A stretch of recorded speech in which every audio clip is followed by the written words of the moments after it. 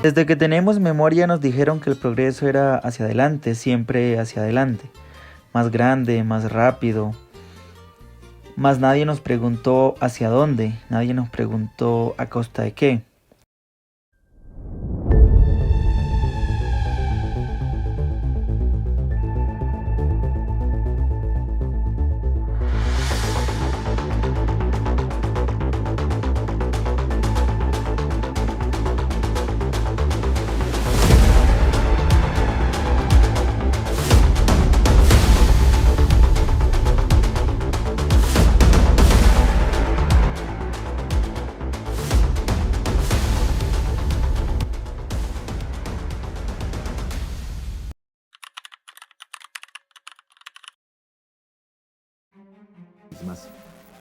Sistemas de transporte nuevos y revolucionarios. Surgimiento del proletariado y la burguesía industriales. Gran número de personas que antes vivían y trabajaban en el campo comienzan a vivir en las ciudades. Antes la competencia era insuficiente. Teníamos productos buenos, pero muchas veces el consumidor debía conformarse con lo que había sin poder comparar. Ahora tiene para elegir, además de los productos nacionales, los importados. La economía colombiana tuvo un positivo comportamiento durante el primer trimestre de este año, a pesar de que el gobierno y analistas esperaban una nueva contracción.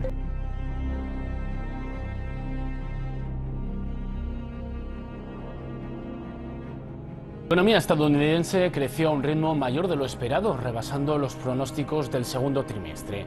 El Departamento de Comercio de Estados Unidos reportó un crecimiento del PIB del 3% durante el segundo trimestre. La policía tuvo que intervenir en varios pequeños disturbios en todo el Reino Unido, cuando los clientes se peleaban por televisores Polaroid con descuento. El crecimiento económico que registró el país en el último mes fue mucho más alto, en el último trimestre fue mucho más Nos vendieron una historia. alto. Los economistas Si la economía crece, todos ganamos. Si hay más, hay bienestar. Si producimos más, valemos más. Y lo creímos tanto que lo convertimos en política, en educación, en sentido de vida.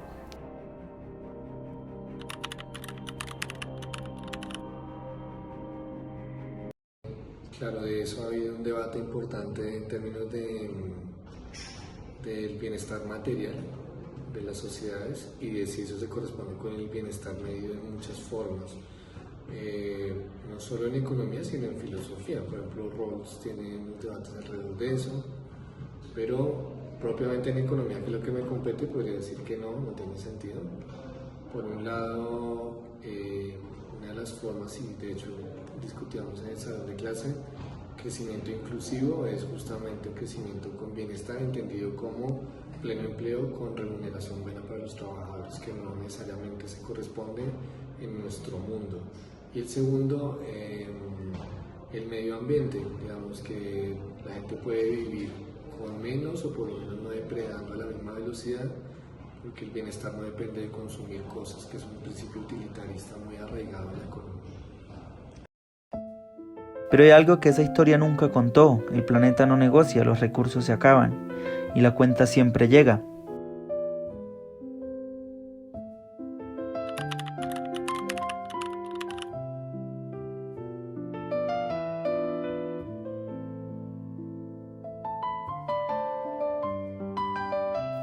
El mundo ha crecido, eso dicen las cifras, pero pregúntele a quien vive cerca de una mina, pregúntele al agricultor que perdió su tierra, pregúntele al río. Con más de 100 hombres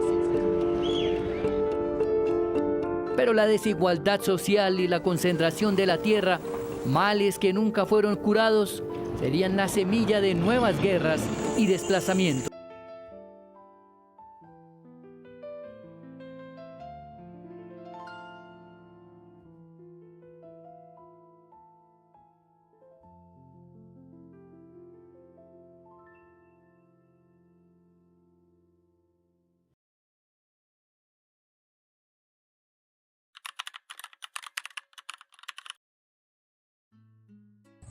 Bueno, mucho gusto, mi nombre es Darwin Solange Colmenares. soy un líder campesino. En el día de hoy les voy a hablar qué se ha perdido aquí dentro de mi comunidad. Bueno, quiero hacerles saber que aquí dentro de esta comunidad se han perdido, por ejemplo, las fuentes hídricas se han ido secando debido a la desforestación. A manera de denuncia podemos decir que algunos proyectos mineros nos han afectado como comunidad. Los proyectos mineros, como muy bien lo sabe la ciudadanía, explotan y extraen los recursos, pero hacen daño ambiental.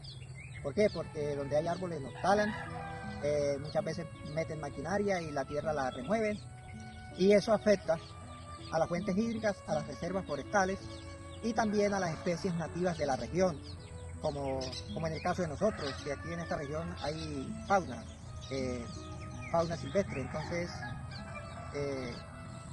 este tipo de riqueza natural de la cual nosotros disfrutábamos antes, ya hoy en día hay muchas especies en vía de extinción. Eso nos afecta a nosotros como comunidad, porque para nadie es un secreto que el sector del campo es el que produce los alimentos para la ciudad. Pero si los proyectos mineros vienen e intervienen en nuestro territorio, destruyen no solamente nuestras propiedades para cultivar, sino que también afecta la soberanía alimentaria, porque si nosotros los del campo no producimos los alimentos que se consumen en la ciudad, no solamente nos afecta a nosotros a nivel económico, sino que también afecta a la ciudadanía en general, en el caso de las ciudades que esperan nuestros alimentos, porque si no los podemos producir, pues va a haber escasez, y eso afecta a nivel de precio. Por eso en Colombia hay algunos productos que tenemos que importarlos de otros países, porque hemos hecho un daño ambiental que lo que hace es que algunos productos que antes producíamos, hoy no los producimos y por lo tanto hay que importarlos. Y al importarlo lo que hace es que viene el producto más caro. Y eso también afecta el empleo del campo. No solamente afecta al campesino propietario de la tierra, productor, sino que afecta también a aquellos campesinos que viven indirectamente del campo. Bueno, hay mucho de qué hablar, pero por ahora lo que más nos interesa o lo que resaltamos es lo que de pronto más nos afecta. Entonces, por eso hablamos de eso. Muchas gracias.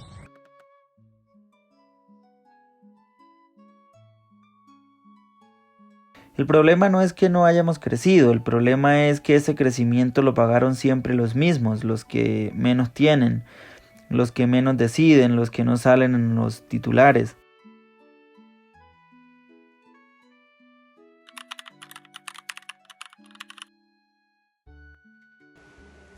La verdad, casi no pienso en eso. Todo llega con mucha facilidad. El celular, la ropa, la comida, como si los recursos fueran infinitos y el planeta pudiera seguir produciendo para siempre. Pero no es así. La economía está construida alrededor de crecer, producir y consumir cada vez más, aunque los recursos tengan un límite. El agua se agota, los minerales se acaban, los bosques desaparecen y aún así seguimos actuando como si nada tuviera fin. Creo que parte del sistema funciona precisamente porque no vemos lo que hay detrás de lo que consumimos.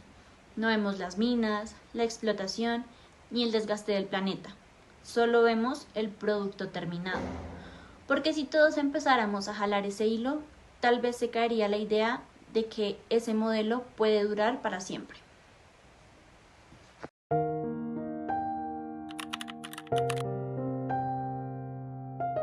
Hay una verdad que la economía clásica prefiere ignorar. Vivimos en un mundo cerrado, en un mundo finito. Lo que sacamos no vuelve igual, lo que quemamos no regresa. La naturaleza no tiene departamento de recuperación de activos.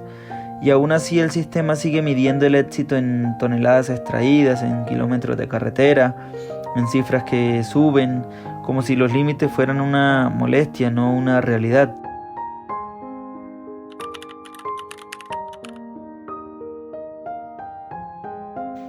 No, la economía no puede crecer infinitamente. Eso solo se podría hacer, digamos, en un sistema teórico. Teóricamente sí se puede lograr, pero en la práctica no. Podemos compararlo con la termodinámica. Mira, imagina un motor en un carro. El carro tiene digamos que el carro está lleno de gasolina.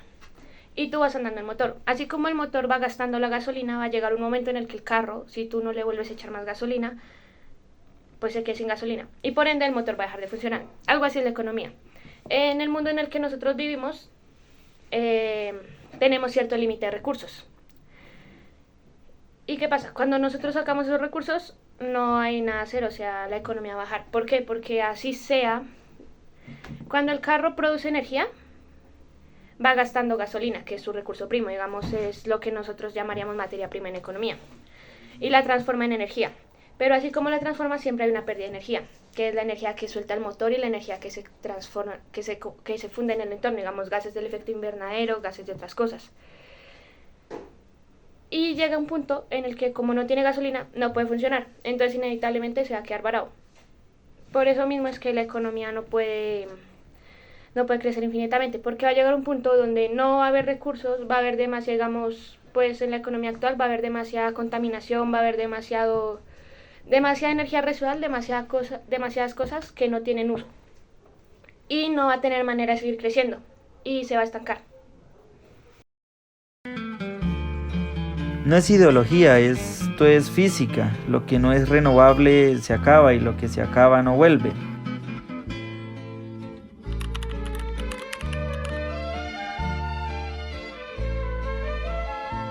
Hay comunidades que ya viven diferente, no porque sean pobres, sino porque eligieron medir de otra forma.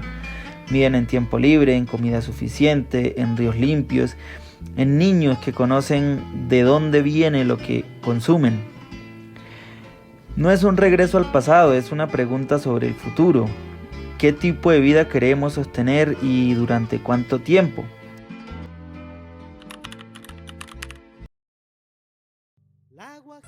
Bueno, para mí vivir bien es primero levantarme con salud, porque uno si tiene dinero y no tiene salud, pues es nada.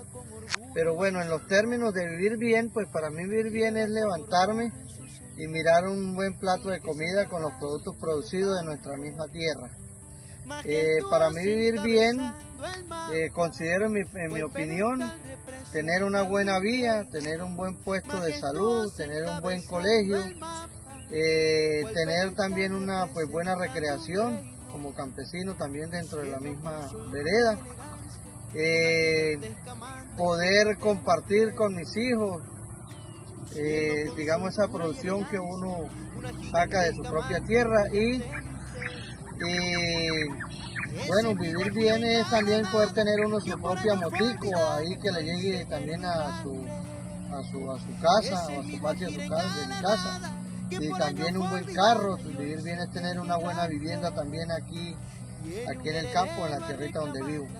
Porque tiene plata, porque ahora sí vale. Ahí viene un heredero a No se trata de crecer menos, se trata de preguntarnos qué estamos construyendo y para quién. Cada modelo económico es también una decisión ética. Decidir qué importa, qué se protege, qué se sacrifica, hasta dónde. Hasta ahora hemos sacrificado lo que no tiene precio, porque el sistema solo entiende el que sí lo tiene. La pregunta no es si podemos seguir creciendo, la pregunta es ¿qué le vamos a dejar al que viene después? Con un jinete malo sin quien lo detenga, y ese jinete viene enamorado, y porque Cintia cree que está de venta. Y ese jinete viene enamorado, y porque Cintia cree que está de venta.